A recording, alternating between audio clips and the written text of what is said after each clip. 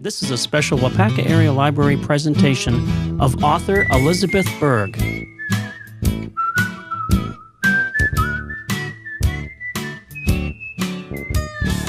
Good afternoon, everyone, and thank you so much for coming to today's program. I know that many of you came from as far away as Oshkosh and Milwaukee. Is anyone from farther than that? I'd like to know. Well, thank you so much for making that trip. I know you're huge fans of Elizabeth Berg, and that's why you came, but you get the benefit of seeing our wonderful library today, too. Elizabeth comes to us from Chicago, and it was just really a wonderful luck that we had to have her here at our library today. It was a collaborative effort with many of the staff that are here at our library, and it just kind of fell in our laps, and we're so thankful that she's here today, and she's going to make our day happy and share her title with us.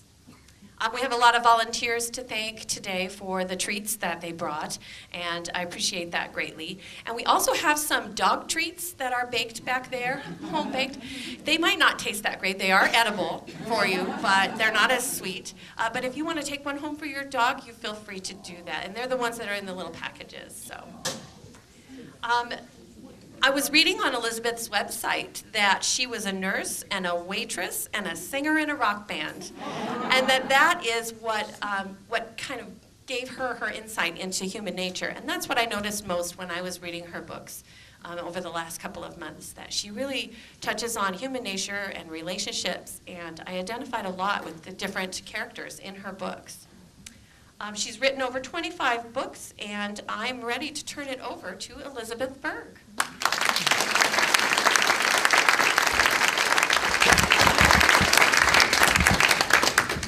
Hi, thank you so much for coming. This is wonderful. The dog treats. Gabby likes nothing. If you give her a dog biscuit, she spits it out. So I was going to be diplomatic and say, this is great, I'll give it to her later. But then we decided to try, she ate the whole thing. So and looked for more. So I can vouch for how good those dog treats are. To say nothing of the people treats. I also discovered fat Gretchens. I just wanted a little breakfast. I walked out of there with 2 pieces of pie, maybe 3, not sure. And another woman came in and she said, look at these pies. And I said, I know, and nobody knows how to make pie anymore. And she said, well, they do. And I said, I know, I got some to go. And she said, I'm going to get some too. She got 5 pieces. So it was a good day. It's such a beautiful town. I've got to move here, preferably in the kitchen of Fat Gretchen's. If you haven't seen that adorable puppy over there, I just want to thank is it the Humane Society? Humane Society of Waupaca County. Okay. And where are you located? 2293 Commercial Drive. Okay. Across from Fleet Farm. And we're in a big metal building with a big red roof on the left-hand side. That puppy looks like the Little Rascals puppy. He's got a black, and he has 2 siblings or 3. How many 2 other siblings? 2 siblings. 2 sisters. Yeah. Also adorable. This is tough not to pack up. If my car weren't filled to the gills and I weren't on the road, that puppy would be gone. As it is, you can adopt him. The reason that I'm asking people to bring dogs to these signings is that Bill and I recently lost our golden Homer, who was 14, and he died on his birthday, which seemed kind of significant, and we were really grieving, and we decided that one positive thing we could do is contribute to the Needy Animals Fund at my vet's office, and it may be at your vet's office too. And that fund is for people who have pets who need something that could cure them or certainly help them and they can't afford it. So money is there to help those people. So I started the Homer Fund, that was his name, Homer, for that. And then we decided that we would ask shelters to come to every signing that we're doing. We're doing 17 signings. And so there have been greyhounds and basset hounds and puppies, and there was a 6-year-old golden last night. And I can certainly testify that adopting a rescue will bring such joy to your life. And I really love the mystery dogs where I don't know what he is. But there he is. This guy's really cute. So what I'd like to do today is a little reading and then answer any questions you might have and then sign any books you want signed, and then there's really good treats back there. There might be toffee bars. I didn't look carefully, but I think they're right there. Those are good. All right. So the way I got here, incidentally, was because the library was nice enough to invite us. When we decided to do this tour, we established a radius so that we wouldn't have to drive more than 3 hours in any direction. And then we said, if you want us, let us know. And so the libraries that we're going to said, yeah, we'll take you, come on over. I'm really, really grateful to them for that, and for supplying the most beautiful flowers and dogs and treats. So Make Someone Happy came about because I came to Facebook kind of late in my life and in my publishing life at the request of my publisher, and I really did not want to go on Facebook. I'm afraid of all things computer, and I figured I had enough to do with writing that I didn't want to also do Facebook. But I came to really like it because it's kind of an extended family, and I just go on there and blab about nature or children on the playground or relationships or the seasons. You never know, but the response was really wonderful. So enough people finally asked for me to make it into a book that I made it into a book. And I asked my friend Phyllis Florin to design it, and I said, I want a cover that would make people feel like if you came home and your mailbox was stuffed with flowers. So that's the cover that she made. And we've gotten a really surprising, wonderful response to this. And then someone said, why don't you do a second book? And the first time, it took a lot of people saying, why don't you do a book? The second time, one person said, why don't you do another book? And I said, okay. So here it is. This is called Still Happy, and it's another mailbox, only this time it's fireflies, and a nice little metaphor about how even in darkness there can be beautiful light. So that just became available. I feel like I need to hold this. Is this sound okay now? Is that better? Okay. So this is available now. Unfortunately, it's not in bookstores because it's self-published, so you can get it either through CreateSpace or through Amazon. This one is the same in that it's the posts that I liked best and that readers liked best. It also contains a book within a book. It's called The Book of Homer, and it's about how I got that dog, and he was a bad dog. He bit me in the ass. A golden. He was a wild man. He was really in tough shape. He had, obviously, you're going to know this, he was abused. He was terribly abused. And it took a long time for him to come around, but when he did, he was like the Buddha. He was the most soulful, sweet, wonderful dog ever. And so a lot of people followed the journey of Homer in his final days, as well as vignettes of his life, and that's in there in the Book of Homer. You'll need your hanky, but at the end you'll be happy. Okay, so I am going to read, Phyllis thought of these titles for all these posts, and this one is called Decluttering. I know, it's the latest rage, isn't it?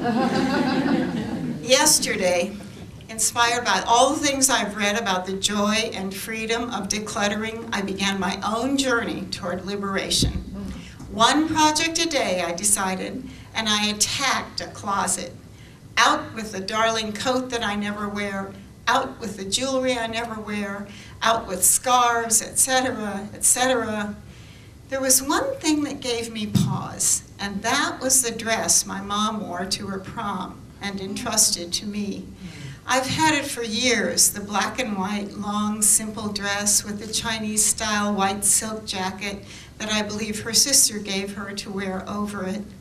The gown is tiny, fragile. I've kept it, and I know full well that no one will wear it or want it. It's just something that once meant a lot to her. But why am I keeping it? I asked myself. There is no reason. It's time to let it go. I gave it a little kiss and decided to take a photo of it. Then I'd still have it, in a way. I filled a box with clothes and folded the dress and the jacket so carefully and lay it on top as though it were a newborn. I thought, maybe rather than donating it, I should just throw it out. No one's going to want it. In the morning, I told myself. In the morning, when the birds are singing and all hope is alive, I'll throw it out really fast and never look back. This morning, I took it out of the box with the same great care I used in putting it there. And I marched it right back upstairs and hung it in a closet, and I will keep it forever.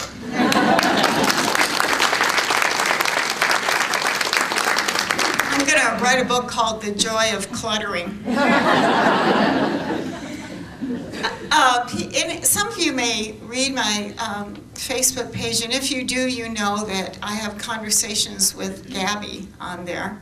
Gabby Talks. And this is one of them.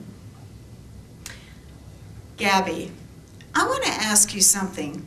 You know when you took me to Five Guys with you yesterday? Why did you tie me to the post outside like a burro to a hitching post? By the way, burro means ass, and that's how I felt. Me. I had to tie you up while I went in to get our order. If you were loose, you might have been hit by a car or gotten lost. Gabby. Yeah, but if I weren't hit by a car or lost, I would have come right back. Me. Sorry, you have to get tied up sometimes. Gabby. At least you shared your fries. Me. And I wiped the salt off for you. And then I kissed you on your snout right in front of everyone. Gabby, yes. You know how you say stay to me sometimes? Me, yes. Gabby, I want to say that to you too. Me, well, when I say stay, I mean don't move. Gabby, well, when I say it, I mean never leave. Me, I won't. Gabby, me neither. Now get to work. I'm almost out of treats.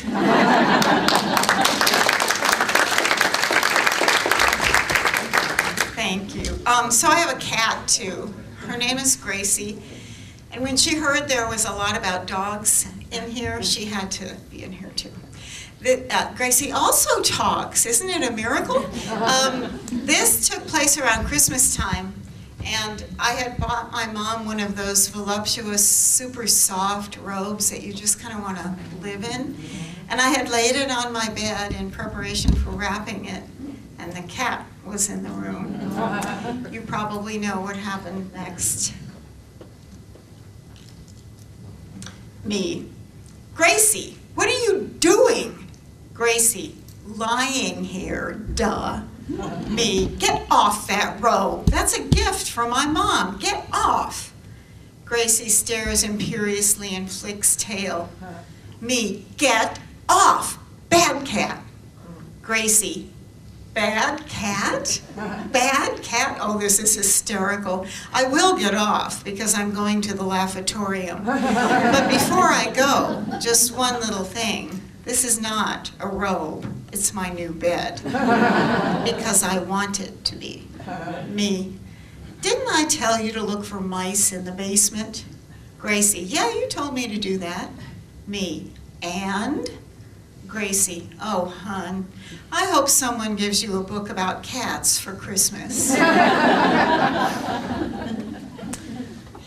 Describe yourself in 50 words or less, is what the question was. Here was my answer. It is snowing, has been all day. I decided that if I did a good job shoveling, I could have some hot chocolate with lots of marshmallows. But then I just had the hot chocolate and didn't shovel at all.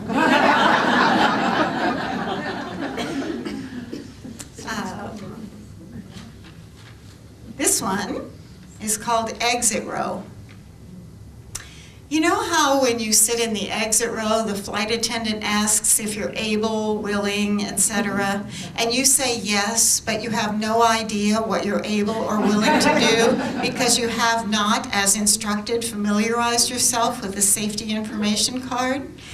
Because if there's an incident, what, you're going to be in charge? No, I don't think so. You're going to be screaming or praying or squeezing your neighbor's hand, or if you're like me, you're going to be thinking of a way to conceal your purse as you exit the flaming aircraft, because if you survive, you will need your phone, and who knows, maybe your Visa card. Well, today the flight attendant asked the people in the exit row the usual question, and then she said, "Okay, so how do you open the door?" Yes, she gave them a quiz. One man bravely ventured, you pull the lever? The flight attendant just barely kept from rolling her eyes, but you could tell she wanted to. And then she launched into a very long explanation about how to open the door, how much it weighs, just so you know what to expect when you heroically toss it aside and let others exit before you. And then she showed the exit row people a medical kit and gave them detailed information about that. At last, the day has come when I am thrilled not to be in the exit row. You can relate to that. I never sit in the exit row anymore. It makes me too tense because I really fear that that will happen again, that there'll be a quiz. This is called The Visitor. This morning I told myself to be on the straight and narrow because I ate so much last night. So, breakfast, a half cup of Cheerios with sliced peaches. Lunch, 1/3 of a chocolate pudding pie covered with whipped cream, which I had after the devil knocked at my door and I let him in and hung his coat and made him comfortable in my kitchen. "How are you, Satan?" I asked. "How's business?" He waved his hand. "Oh, I can hardly keep up." Then, with a burning gaze, "Eat the rest of the pie." "Okay," said I, happily, I'm afraid. After a nap, I'm going to the willpower store. This one. This is the last one I'll read from here. And how many of you just love to host dinner parties? That's what I thought. That's about right. This is called Dinner Party. I had a dinner party the other night and was a nervous wreck beforehand, even though I had decided to make food I was completely comfortable with. Food is like a horse. If it senses you're nervous, it will misbehave. It's going to be retro night, I had gaily told my guests, and so I made butternut squash soup, little individual barbecue lemon meatloaves, mashed potatoes, green beans, and an apple pie. But when I checked on the baking pie, I saw the top crust separating from the bottom and juice running out all over the place. I thought, what the? And then realized I'd forgotten to put in the flour as a thickener. I called my friend Phyllis, whom I'd already called in a panic about how much cheese to buy for appetizers and how long to wait to serve dinner after the guests arrive, and why do people have dinner parties anyway? And she answered her phone by saying, "Now what?" I told her that I'd screwed up the pie, and that also I didn't have a big enough tablecloth, and so I'd covered the table with a bunch of on-point vintage tablecloths. "That sounds great," she said. "Really?" I said. And she said, "Yeah." "Can you come over?" I said in my little voice that I use when I'm feeling sorry for myself. "I wish I could," she said in her soothing, motherly voice that she uses when she wants to sound soothing and motherly. I said I'd been going to make another pie, but I didn't want to. So I decided that I would just admit to my guests I'd made a mistake, and we'd have to eat the pie with spoons. Or, I said, I would tell them it was a fancy French version of an apple pie meant to be very, very juicy and eaten with spoons. Apple pie de plus Napoleon. Oh, don't lie, Phyllis said. They might know you're lying. Oh, they'll definitely know I'm lying, I said, but see, that will be part of the entertainment portion of the evening. But maybe when I serve the pie, I'll just say, you know, there's a tradition in quilting where you always leave a mistake in the quilt because life isn't perfect, but it's still good. And there's a mistake in this pie, but I'm going to serve it anyway because you all are my friends and I feel safe with you. Yeah, Phyllis said, and again I asked her to come over, and again she said no, she does live in California after all. And then we hung up.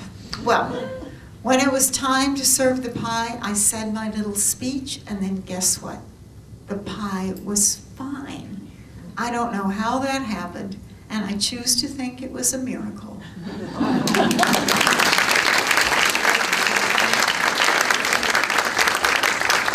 All right, so that's a sample of that, and I'm just going to read you a page from the next novel that will be coming out in November.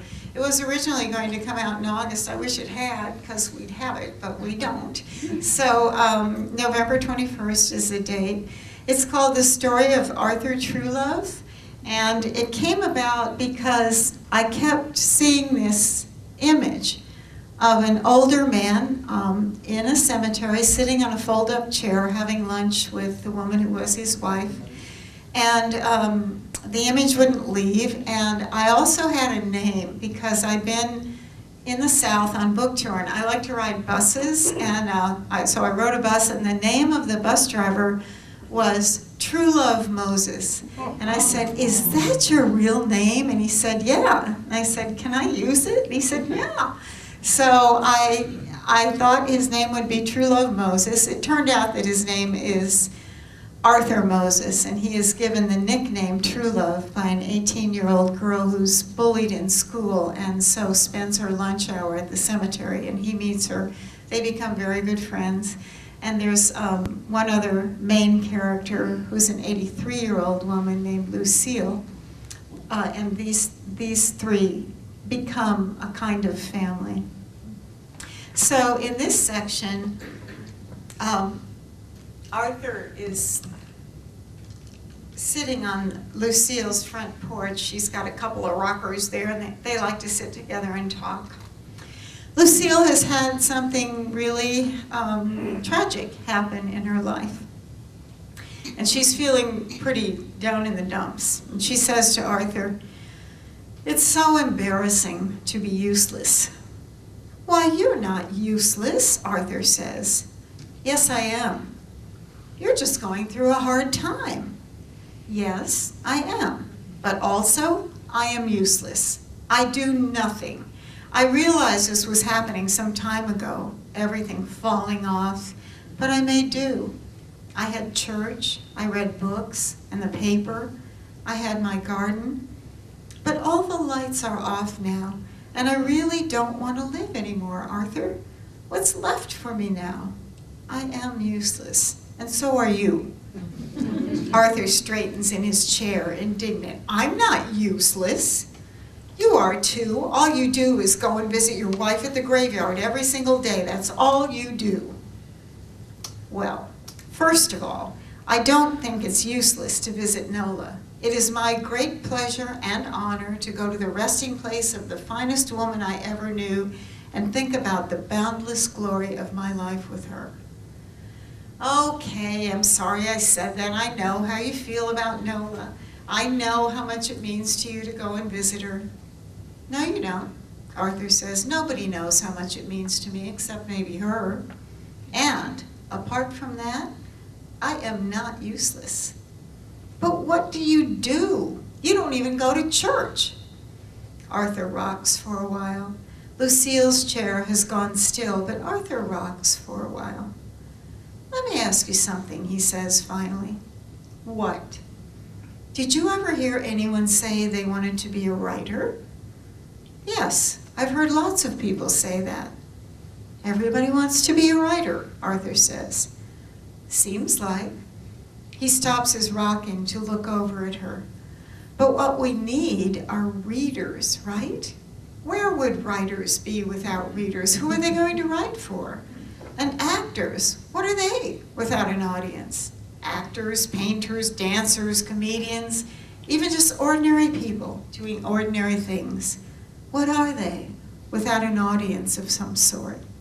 See, that's what I do. I am the audience. I am the witness. I am the great appreciator. That's what I do, and that's all I want to do. I worked for a lot of years. I did a lot of things for a lot of years. Now, well, here I am in the rocking chair, and I don't mind it, Lucille. I don't feel useless. I feel lucky.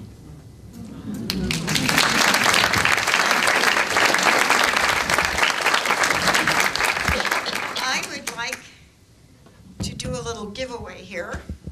And I understand that some of you came from some distance, and I am geographically illiterate, so I don't know what the farthest place is. Is it Milwaukee? Waukesha, is that farther away? How about Minocqua? Is that far? Is that the farthest? Do we have any others? Going, gone? Okay, so what I have here for your troubles. Uh-oh, there's a dispute. Is it you? Is it you that, okay. So I have an advanced reader's copy of the novel, and I'm glad to give it to you, and I would only ask that if you read it and you like it, please let the publisher know. They would love to hear from you. If you don't like it, just be quiet. Okay? And I'll pass it on to other people. No. Tell them to buy one.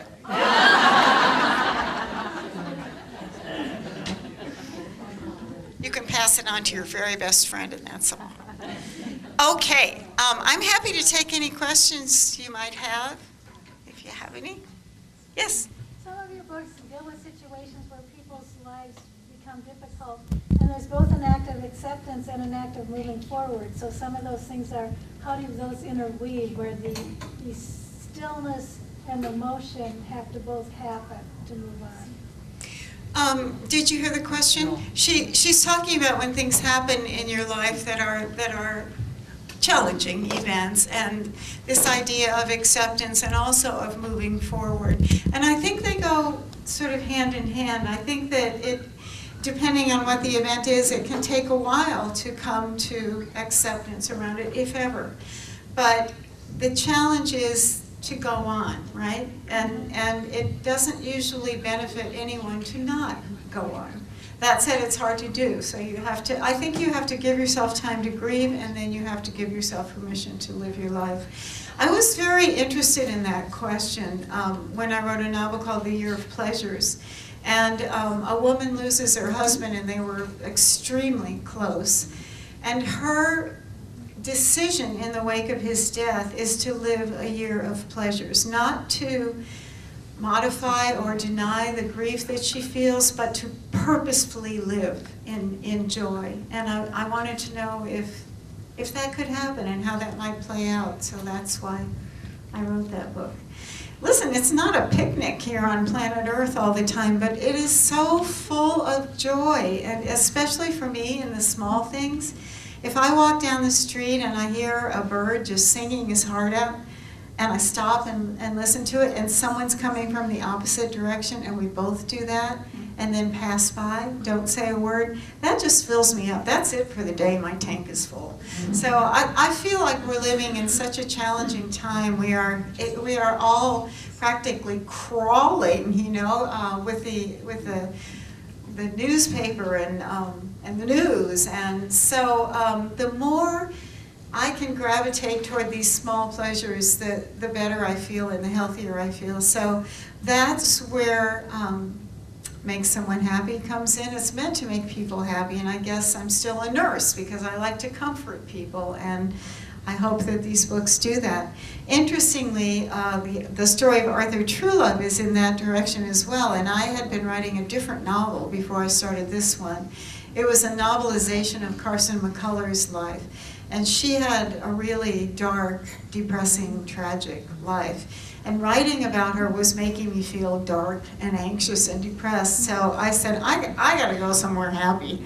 So I had this image of Arthur and wrote this novel, and I just was so happy writing it. When I had finished, I felt kind of bereft, so I wrote another one. It takes place in the same fictional town of Mason, Missouri. It's called Night of Miracles, and I think it will be out next summer to after the November release of this. Yes? I'm a second career person. I went from being an accountant to a second grade teacher. Wow. So I'm always interested in why you decided to, was your last profession a nurse? Mm-hmm. And you decided to become a writer? I had always written all my life. I submitted a poem for publication when I was 9, which was immediately rejected and should have been. But I never thought about being a writer. I thought you had to be a man and have an English accent and wear jackets with patches on the elbow, and it just didn't occur to me really. Nonetheless, when teachers and friends kept saying, you should be a writer, you should be a writer, there was a point at which I just didn't want to leave my daughters to go to work, and I was trying to think of a way to bring in some money but still stay home. So I thought, well, maybe I'll be a writer. And it was that naive. I didn't have any connections. I didn't know anything. I just started writing for magazines, and it took off from there. But I think I always was a writer. I just didn't try to get published until then. Yes? Do you have a special time of day you put aside for writing, or it's just spontaneous? Do I have a special time of day that I put aside for writing? I write best in the morning. I do everything best in the morning. It used to be that by 10 o'clock at night I was tired. It's now 4 p.m. So no. I need to get anything done that requires any brain work in the morning. And so I typically write Monday through Friday. I write about 3 or 4 hours, sometimes longer, and then I go and make lasagna. Yes? I have 2 questions. I hope I can ask them both. Sure. So the first one is, I read somewhere that you used to write at Holy Hill, and I lived right down the road from Holy Hill. Do you still write there? Was that true? I had a house in Wisconsin, in Hartford. Oh. It was near Holy Hill, which I don't know if you've ever been to Holy Hill, but it is astonishingly beautiful. And what a surprise that it's, I mean, you just don't expect to be driving along these beautiful country roads and there's a cathedral with a view of 3 states, is it? At the top? It's incredibly beautiful. And yeah, so I love that place. I love the Perk place where they also had good pie. Just They saying. have good pie there. They do, yeah.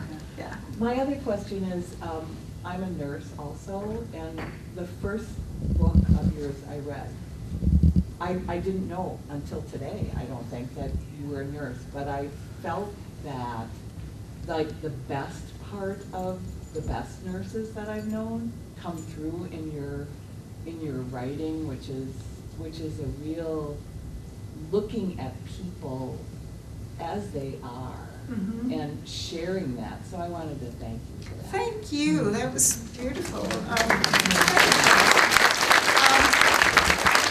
Nurses are such good people, I gotta tell you.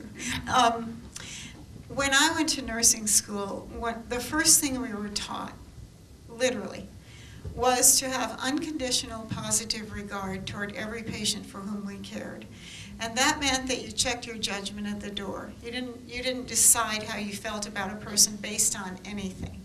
You just took them as they were and tried to love them, really. And that was such a great lesson to learn, period. But it was also a great lesson to learn for writing, because if you know, this is the great hope I have with all the chaos in the world, that if you can understand someone, if you can meet them somewhere where there's a commonality, so you meet them somewhere where they live in their heart and soul, that there's hope. And I saw that borne out in nursing all the time. I'll give you one little example. It's not the very most dramatic, but I had a patient once who, how shall I say, he liked to make little art projects using something that came from his body. So I would come in the morning and say, "Good morning," and open the curtains, and there would be lined up little balls of, you know what. But you know what? Okay, let's look beyond that and see what else is inside this guy. And so that's what nursing trains you to do. Only nurses can talk about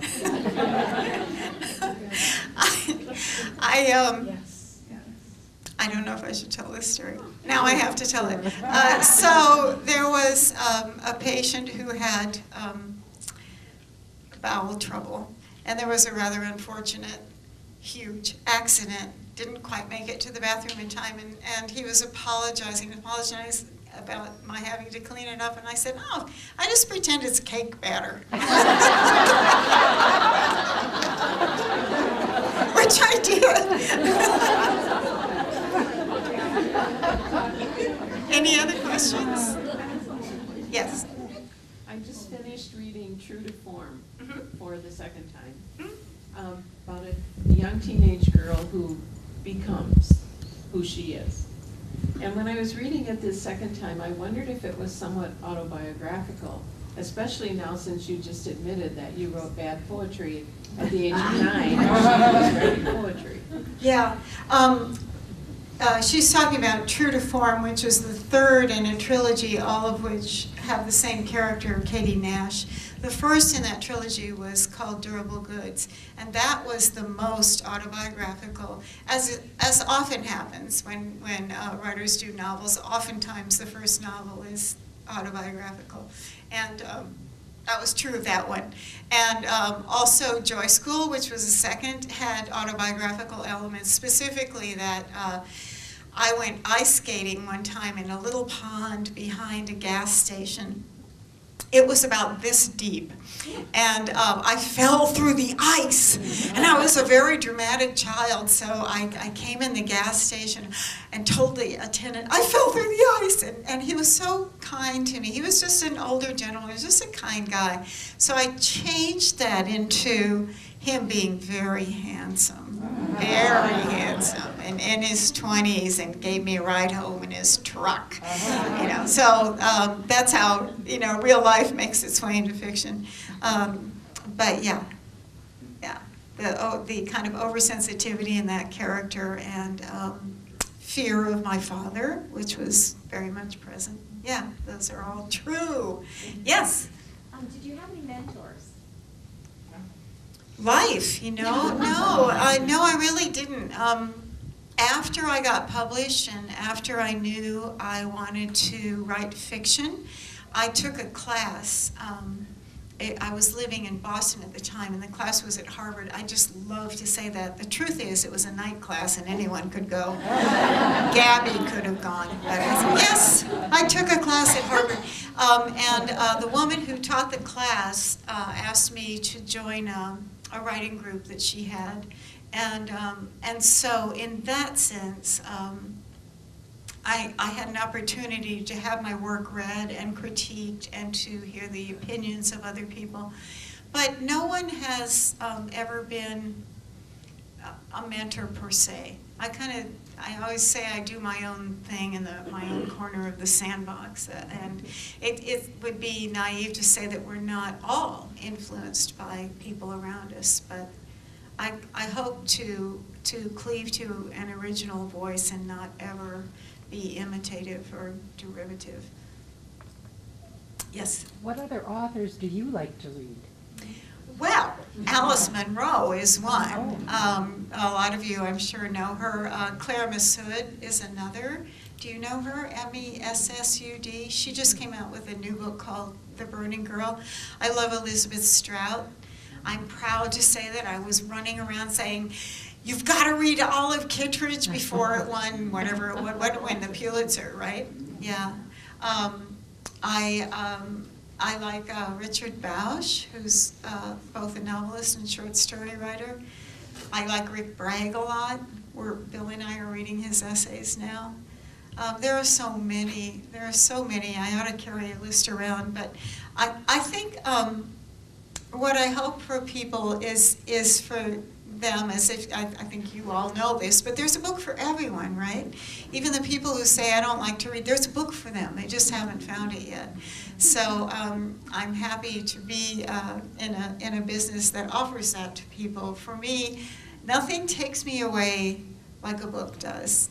Movies are great, but a book just soothes me. You know, I forget about everything else, and I read all kinds of books, and I'm happy there is such a selection. I don't read crime or mystery, I should say. And I'm very good friends with Sue Grafton, so you can imagine how awkward it is.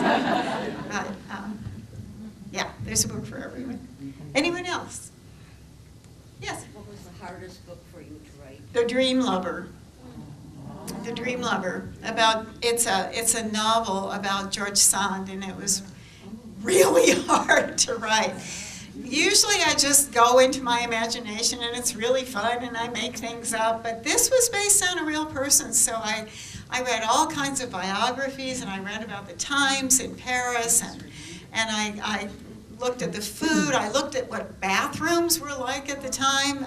It took a lot of research, and it was a structural nightmare in that I wrote it at first chronologically from actually before George Sand was born on to the end of her life, and my editor wanted me to move up some scenes, which is really difficult to do once a book is in place. It's like pickup sticks. If you move one, the whole thing shifts. So she really thought it would be good to move some of the Paris scenes up when George Sand goes to Paris to become a writer, put them earlier in the book. So being the mature and accommodating person I am, I said, I'm not doing that. I quit. I'm not writing this book. But eventually, I did. And I'm proud of it, but I'll never do a book like that again. Yes? I want to say you were right, and your editor was wrong.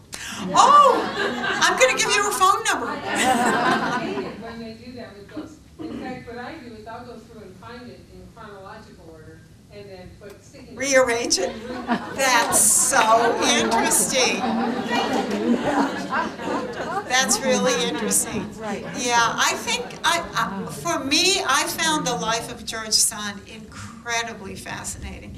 How did she get to become the woman that she was? What made her into that person? And she had such an interesting life before she ever became a writer, so dramatic. Her years in the convent were fascinating to me. But I think my editor felt like people are going to want to get to the action. You know, that there's a sense that people can't focus anymore, right? You know, we've gone from books to now we're at tweet land, you know. But I don't believe that. I believe that people can pay attention in a book and like to get lost in a book. So, well, if this ever comes up again, I'll know what to do. Anyone else? Yes? Do you read books or on your reader?